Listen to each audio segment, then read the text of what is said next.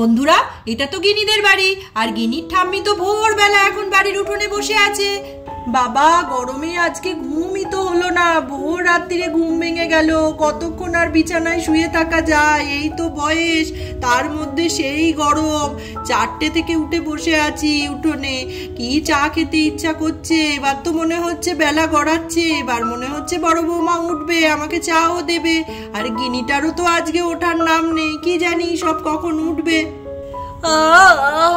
বাবা, ঘুমটা তাড়াতাড়ি মনে হচ্ছে ভেঙে গেছে।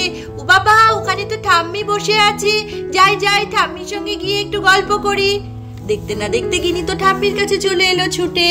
ও ঠাম্মি, ঠাম্মি, তুমি কখন থেকে বসে আছো? আমার এখনো মা ওঠেনি তো, চলো তুমি আর আমি একটু গল্প করি।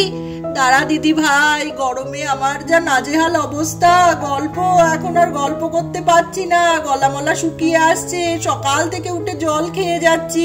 তোমার মা উঠুক, চাটা খায়, তারপরে বসে তোমাকে অনেকগুলো গল্প বলবো, ঠিক আছে দিদি ভাই? আচ্ছা ঠাম্মি, তোমার যখন শরীর খারাপ করছে তাহলে থাক। আচ্ছা ঠাম্মি, আমাদের বাড়ি থেকে ওই লিজা কবে যাবে বলো তো? আমার আর ভালোই লাগছে না।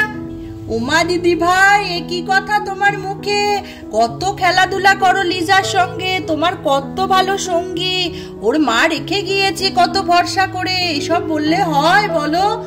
না ঠাম্মি, তুমি জানো না, ও এখন আমার সঙ্গে খুব বাজে ব্যবহার করে।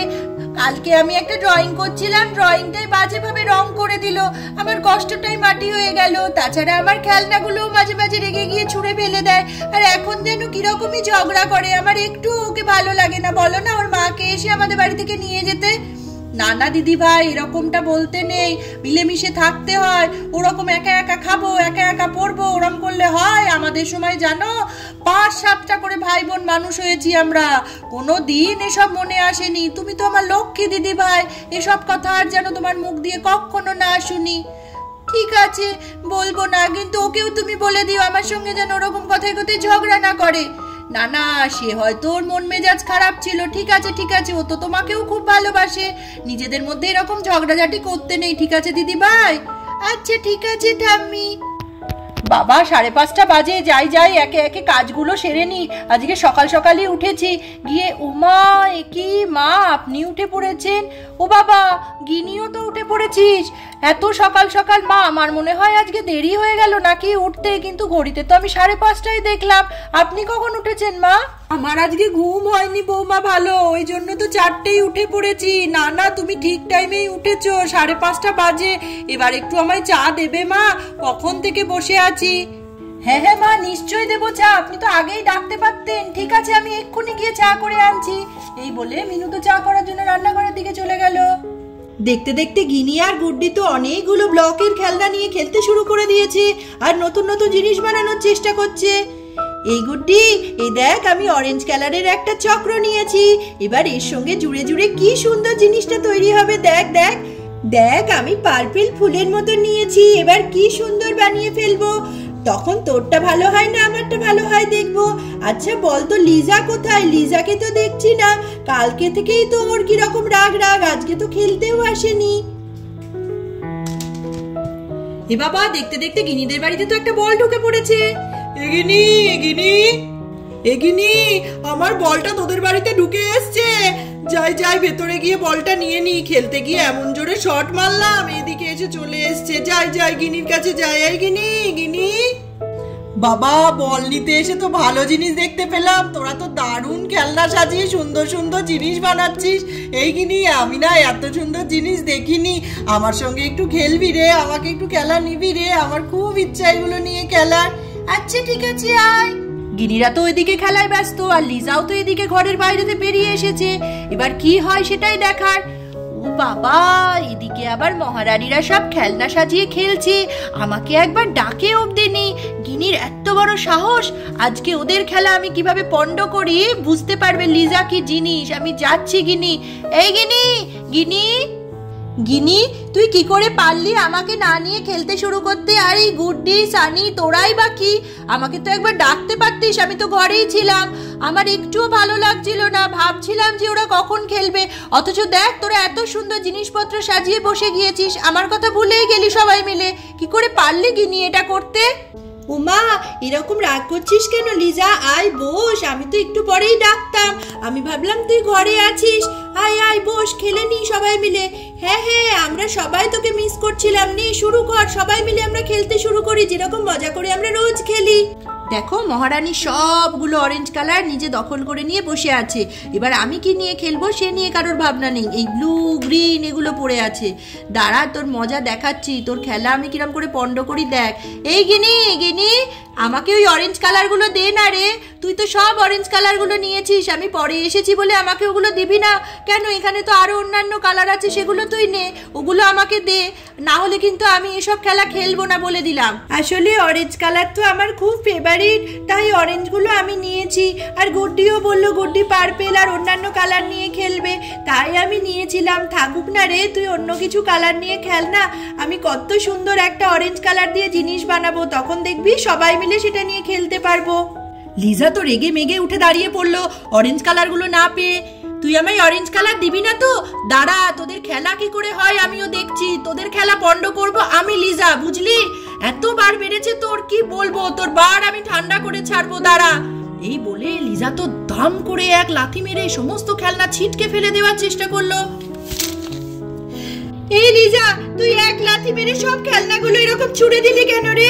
আমি তো বললাম অরেঞ্জ গুলো ছাড়াও তো অনেক কালার ছিল, কেন আর সবাই তো অন্যান্য কালার নিয়ে খেলছে, তোর কেন এরকম রাগ হচ্ছে রে আজকাল আমার উপরে?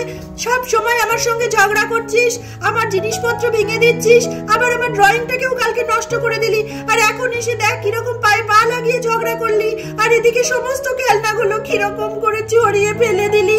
এগুলো তুই একদম ঠিক করছিস না। তাই তো লিজা, তোর এত রাগ হওয়ার কি আছে? সামান্য একটু কালার নিয়ে তুই তো এত রাগ কোনোদিন করিসনি। আর গিনি তো সবাইকে সবকিছু দেয়, ও তো স্বেচ্ছাতেই অরেঞ্জটা চেয়েছিল, আমিও দিয়েছি, তুই বা একটু অ্যাডজাস্ট করলি না কেন?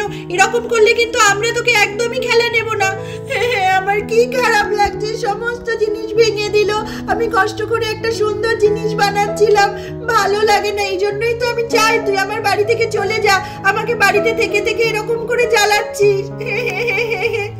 গিনির এই সমস্ত কান্নাকাটি শুনে আর এত বাজে বাজে কথা শুনে লিজাও তো এদিকে রেগে আগুন।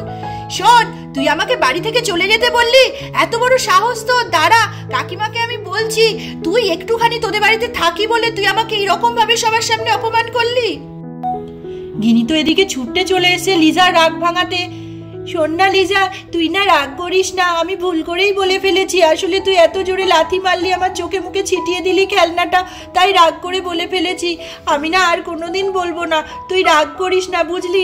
সরে যা আমার কাছ থেকে, সরে যা, তুই একদম আমার কাছে আসবি না, সরে যা, সরে যা বলছি। বাজে মেয়ে একটা, খালি আসে আমার গায়ের উপরে উঠতে, বাড়াবাড়ির একটা সীমা থাকে। আমাকে কত বড় কথা বললো। দাঁড়া দাঁড়া, তোর মাকে দিয়ে তোকে বকা না খাওয়ানো অবধি আমার একদম শান্তি নেই। গিনি তো এদিকে খুব জোরে মাটিতে পড়ে গিয়েছে লিজার ধাক্কা খেয়ে। বাবা, কত জোরে ধাক্কা মারলো, আমার আর ভালো লাগে না, আমি কি অন্যায় করেছি এমন? আমার না এরকম হবে আমি ভাবতেই পারিনি। এই তাই তো দেখছি, লিজা কত রেগে গিয়েছে, ও তো আবার কাকিমাকে দিয়ে তোকে বকাও খাওয়াবে। হ্যাঁ, আমি তো তাই শুনছি। গিনি, এই গিনি, বাবা তোরা কি করছিস? বাইরে থেকে শোনা যাচ্ছে, এটা কি খেলা নাকি মাছের বাজার? আমি তো বুঝতেই পারছি না, কি চিৎকার চেঁচামেচি, মনে হচ্ছে বাড়িতে ঝগড়া লেগেছে। কাকিমা, ঝগড়াই তো জানো না, তুমি জানো আজকে আমাকে গিনি কত বড় কথা বলেছে। গিনি আমাকে বলেছে বাড়ি থেকে চলে যেতে। তুমি ভাবো, ওর মতন একটা মানুষ আমাকে এই বাড়ি থেকে বের করে দিচ্ছে। আমি তাহলে চলেই যাবো কাকিমা, তুমি আমার মাকে ফোন করো, আমি তোমাদের বাড়িতে আর একদিনও থাকবো না। কি বলছো? গিনি এত বড় কথা বলেছে? কি করেছিলে তুমি? কি করেছি? কিছুই করিনি, ওই তো খেলা নিয়ে গন্ডগোল হলো আর ও আমাকে এত বড় কথা বললো। কাকিমা, লিজা সবটা ঠিক বলছে না, লিজাই আগে ঝগড়া লাগিয়েছিল, লাথি মেরে সমস্ত খেলনা ছড়িয়ে দিয়েছে, তারপরে গিনিকে ধাক্কা মেরে ফেলেও দিয়েছে। গিনি তাই ওই একটা কথা একটু বলে ফেলেছে, তবে হ্যাঁ ক্ষমাও চেয়েছিল কিন্তু গিনি। কিরে লিজা, পুরোটা সত্যি করে বল, গিনি ভুল কথা বলে ফেলার পরে তোর কাছে তো ক্ষমাও চাইতে গেছিল, তুই ক্ষমা করে দিলেই পারতিস, মিটিয়ে নিতে পারতিস। তুই কি করলি? তুই ওকে ধাক্কা মেরে কত জোরে ফেলে দিলি, তুই কি ঠিক করলি বল? নিজেরা বন্ধুদের মধ্যে তো সব মিটিয়ে নিলেই হয়।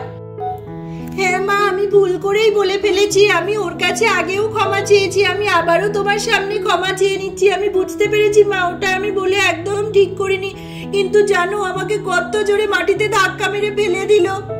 শোনো গিনি, তুমি ক্ষমা চেয়ে নিচ্ছ খুব ভালো কথা, কিন্তু আমি যেন সারা জীবনে তোমার মুখ থেকে কারোর সম্পর্কে এরকম ধরনের কথা না শুনি।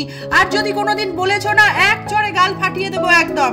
আর লিজা সোনা মেয়ে আমার, তুমি এরকম রাগারাগি করলে হয় বলো? গিনি তো তোমারও বন্ধু। হ্যাঁ, ওই কথাটা বলেও খুব অন্যায় করেছে, আমি তো বলছি। ও তো ক্ষমাও চেয়ে নিয়েছে, আর কোনোদিনও বলবেও না। তোমার মনে খুব কষ্ট হয়েছে মানছি, কিন্তু কি বলতো, কাউকে জোরে এরকম ধাক্কা টাক্কা মারতে নেই, তাই না? তুমি তো খুব ভালো মেয়ে। ঠিক আছে কাকিমা, আমার ভুল হয়ে গেছে, আমি আর কখনো ধাক্কা মারবো না। ওমা, এ তো খুব ভালো কথা, আমিও আর কোনোদিন তোকে বাজে কথা বলবো না। তাহলে তো আমরা আবার বন্ধু হয়ে গেলাম। হ্যাঁ হ্যাঁ, বন্ধু হয়ে গেলাম। তাহলে দেখতেই পেলে বন্ধুরা, আজকে গিনি আর লিজার কত বড় ঝগড়া হয়ে গেল, আর মারামারিও তো হয়ে গেল, কিন্তু মিনু এসে গিনি আর লিজার ভাবও করিয়ে দিল, ওরা তো আবার বন্ধু হয়ে গেল। এরকমই মজার মজার ভিডিও দেখতে হলে অবশ্যই চ্যানেলটিকে এখনই সাবস্ক্রাইব করে দাও। আর ভিডিওটি ভালো লাগলে লাইক কমেন্ট করতে একদম ভুলবে না বন্ধুরা। আজকের মতন এটুকুই, টাটা।